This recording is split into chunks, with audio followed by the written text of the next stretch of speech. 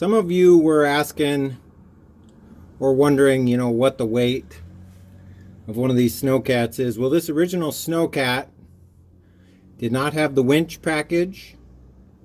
It did have, I forgot what it was that it had on it that was an option, which added a little bit more weight to it. I can't remember if it was the frame was reinforced or I can't remember, but it was pretty bare bones, and no winch, no snowplow, no hydraulic package, none of that stuff. So the bare bones weight on that guy was 6250. Now, the gross weight on these, you can add about 1,200 pounds. I'm gonna guess right now, without the tracks on, that I'm sitting between 4,000 and 4,500. And that's just a wild guess. I started thinking about that the other day, but you can see on the data plate here that these vehicles did in fact weigh quite a bit. So, man, got so much of the little stuff done. Check this out. Restaurant mats. I ordered a 20-foot roll of these things, and they're perfect for a SNOWCAT. Easy to clean. Water just drains right out the little slots that I left. They'll be perfect for this. They have a noise reduction quality to them. Let me turn the light on back here so you guys can kind of see what's going on. All right. So I did get all of the pallets, the plastic pallets back in, and I got the seat belts for the, passenger ride-along seats mounted. They fit perfect. Everything fits the way I wanted it to. I ran an extra piece of unistrut here for the seat belts.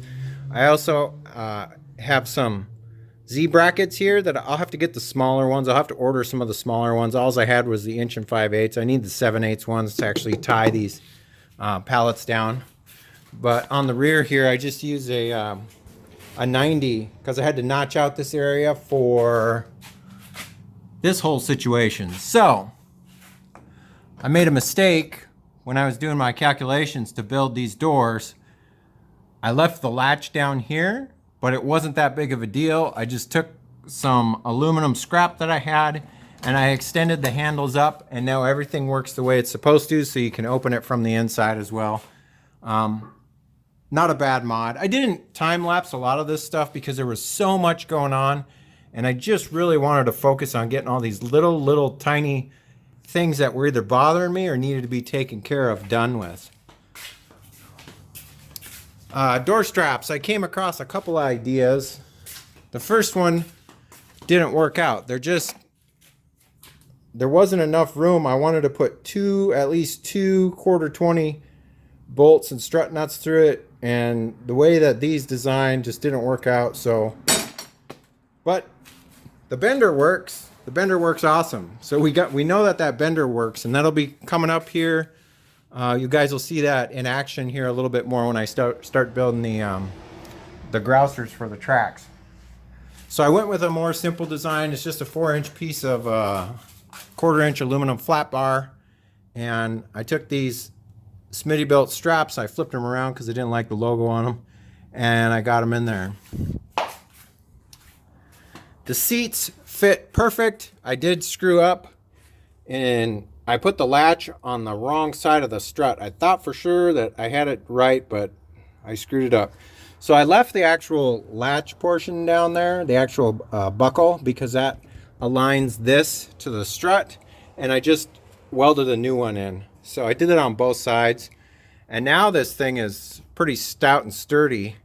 Some of you are probably wondering, well, how are you going to access the motor since it's, so awkward and heavy and whatnot? Well, it's real simple. You just undo the buckles, slide it back, and then you can lift either side that you want. And then I had a bunch of this better bungee stuff left over. So you basically just lift it up, and then you hook it onto the unistrut here, and it'll stay up while you're doing whatever work or maintenance you need to do. So yeah, I had a bunch of this extra parts left over from some projects, so I'm just repurposing them. What else did I get done? Ooh, I got the horn done. I got the wipers done. Check this out. These wipers are crazy, but they're awesome too. So they're pantograph, which is a cool little design. When you turn them off, they wait till they're realigned till they stop. So if you watch here, they've got to get back into alignment with each other because I have them on the park setting where they park in the center. So once they catch up to each other, they'll stop. It's pretty neat. Oh, there they go. This one obviously didn't stop perfect, so.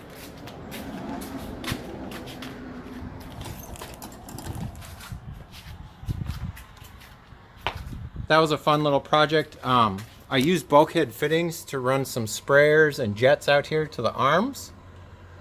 So in these arms, these sprayers don't really spray, they just dump. So a quick little blast will clean the windshield off. I put an initial layer of Rain-X on the windows, so that should work out pretty good. Strangely enough, I was going through Amazon and I came across, we used to use these a lot on Subarus, these Hello Super Twins, Supertones, and normally these are like 50 bucks, but somebody returned a set and I thought it was an error or something. It said $11 ship. So I bought it not knowing what I was going to get. I thought I'd get maybe one horn or something, but it was the whole kit, and the only thing they did is open it up. So it worked out perfect, and then I installed a little button here for it, and it's nice and loud. So what else did I get done? Oh, got the DATCON. These are really nice RPM gauge with an hour meter installed. I'll have to tune that the next time I start the motor. It's got a calibration gauge on the back, or a calibration dial on the back of it, and it's adjustable, so I'll have to tinker around with that once I get the motor running again. This doghouse is really stout. I was sitting on it doing the install for that, didn't budge at all. I really like that.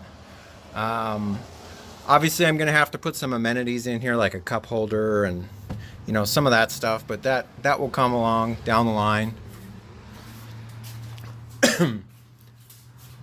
What else did I do? I think that's probably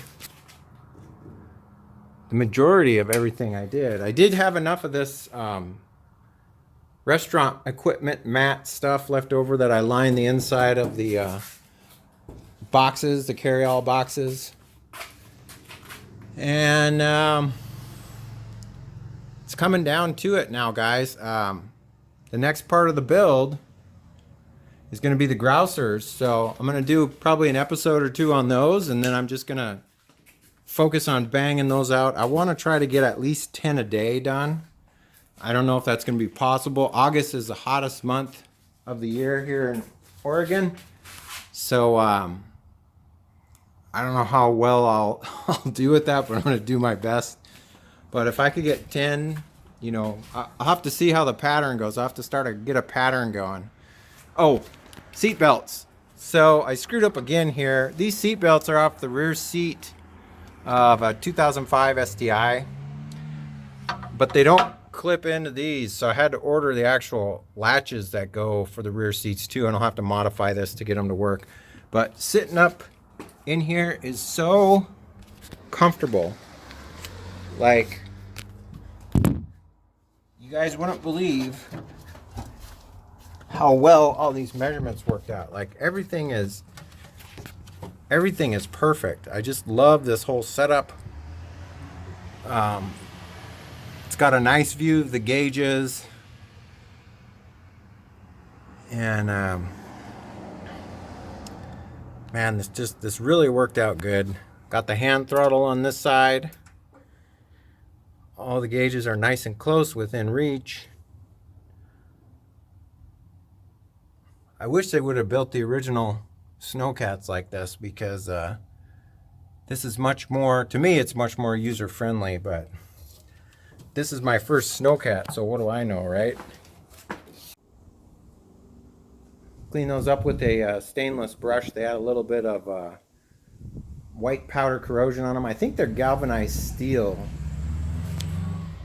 I'm not 100% sure, but they're kind of heavy.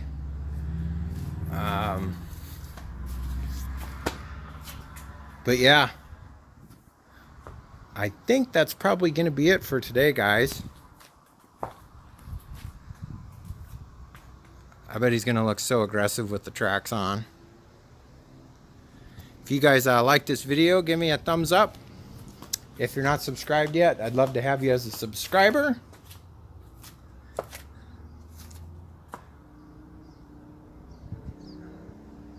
I hope you guys are doing good out there and you're staying safe. And as always, take care and I'll catch you next time. See you later. Bye-bye.